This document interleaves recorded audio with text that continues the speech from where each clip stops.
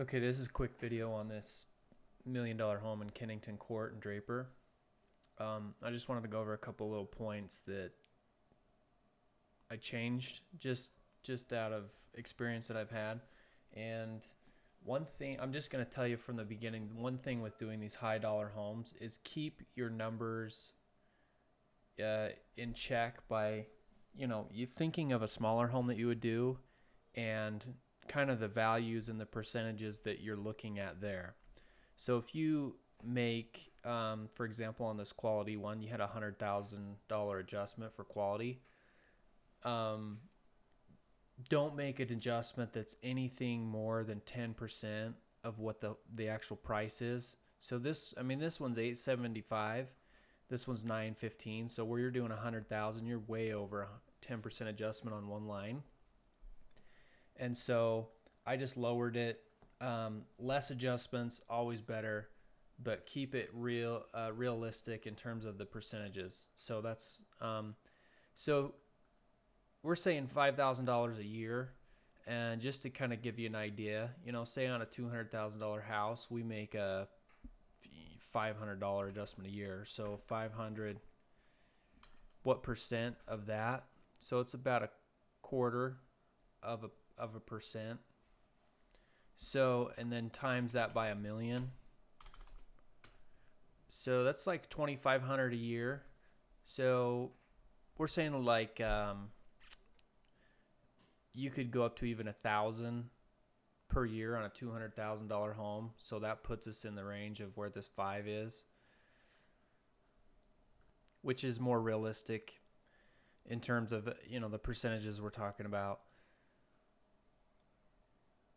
Another thing is your per foot cost. I took it down from, it was about at 100, and the reason is see, if you do 100, again you're looking at this adjustment, which is now well above and beyond the 10% mark, and on top of that, in the cost approach, we're looking at about you put 150 bucks a foot to build on GLA, but if we look at 30%, 40% of 150, we're still only about 50 to 60 bucks a foot. So this is a little more comfortable of about where we should be. This is still pretty high, but it's not 10%. So kind of that 10% rule is a big one you need to follow. Everything else looks fairly decent. I just upped this a little bit. Pools in these houses are really pimped out, meaning they're all in ground. They have walking around patios. I'm not sure what you want to call it, like a deck, patio decking around all the pooling, and they're pretty high end stuff. So probably justify a little bit more on this kind of pool adjustment. I just now realized what you did for the basement here, and totally agree with that. That's the size of the court that's in there.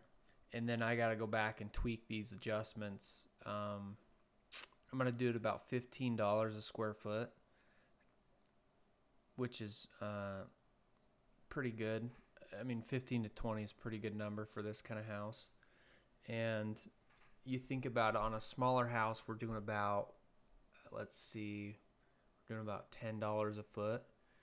These basements, they still are in a basement. You're finishing a room with cement walls, so they are taller though. Obviously more high-end materials, that kind of thing. So that's where I'm coming at from there. Okay, and one thing, I got these all figured out and calculated again at $15 a foot. So you probably had them right the first time. I just forgot that we had this finished room in the basement. All right, I'm moving down. I'm looking at the garages. One thing that I'm looking at is this 8 garage. Realtors are really stupid when it comes to listing garages in a listing. They'll just look in there, they'll poke their head in the garage, and they'll be like, oh, you could fit 8 cars in here. Well, Right. So you have a 4 car garage doors, 4 doors to your garage, but you can put 8 cars in there. A lot of garages for this quality of home have huge garages just by square foot alone. Um, and so I know it's tedious, and this is one of the reasons we get paid more for these kind of appraisals, is because we got to go and check and see how big this garage really is. Okay, so I have this comp open here on Rosefield Lane with the 8 car garage. So I'm just gonna quickly look, see if there's anything in the taxes that would give reason to why they put 8 car garage. Their attached garage is 2,300 square feet, and so that's a really big garage. But let's look at our subject and just see how big of a garage we have on that. So I'm looking at ours. We have an attached garage of about 1,250. So there is a considerable amount of garage space that's in this other house. And just for an adjustment, let's play with some numbers. So in our cost approach, we usually say it's about $24 a foot to finish a garage in a standard house. So maybe this one's 30 to 35 because 99% of the time they're drywalled, painted, they have lighting, and I would say on 75% of them the floor is actually finished with some kind of epoxy or some other kind of material that way. So I think that 30 to 35 bucks a foot on this kind of garage, it probably costs them about anywhere from 60 to 75 to build based on that calculation I just did. So let's open up the subjects. What was it? 1,250 times 35. So looks like you're right in the range, just with the adjustments per garage. So I'm gonna leave it where it's at with the 25, go on the 5 per car, and doesn't look like there's. I mean, you could make a comment about that and just say, I can't tell from the pictures how many doors it has on there, that kind of thing, but just make sure there's sense to why this, why you have this adjustment, because more times than not on these high value homes, homeowners come back and they complain like crazy because one little thing is not to their specs. So that's kind of why I'm being a little more thorough with this property, just to make sure that we hit all our numbers and everything just makes clear sense on how we're going to do it. And I put this adjustment in here on this 4-car garage for $7,000. Probably for an extra garage. I mean, we could go in and check the taxes and everything and go that route. Where it's 1-car garage difference, I'm not too worried about it. 8-car versus 3, that I'm kind of worried about. So just to give you a feel of how to look at what you need to adjust. Okay, where we reduced some of the adjustments that were going on. Kind of gives us a different value, but it's still looks pretty high. I'm gonna expand this out, maybe see how we can get. Looks like it says $1,080,000 something. So I'm gonna say somewhere around $975,000 for this house, and I had it reduced down to $1 million, but then I kind of looked at it a little closer with the basement and all of those adjustments just to make sure. And one thing I would correct on your cost approach is the price.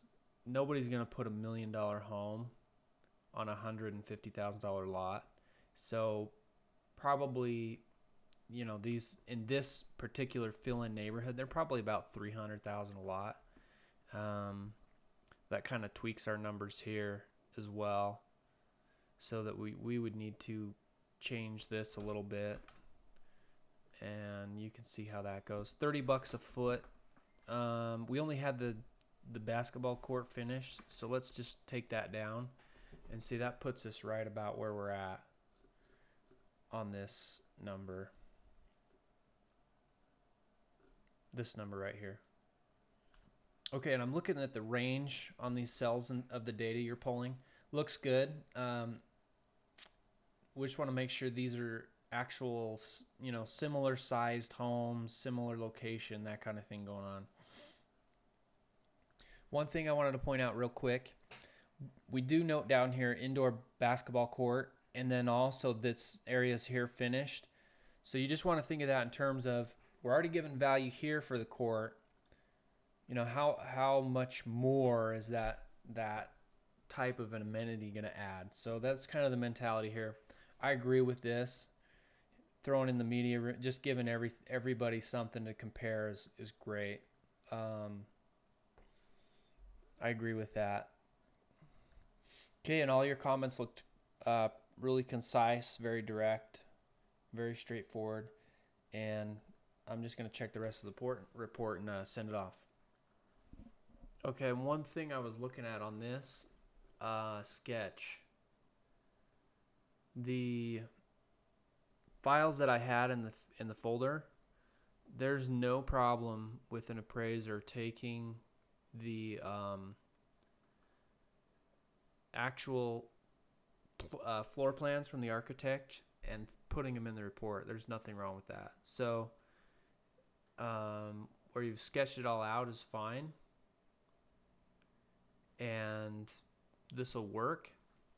I don't know if you got in my text, I was just saying you could save time by importing the actual PDF into the report, but this is probably really good practice for you to get all this hammered out.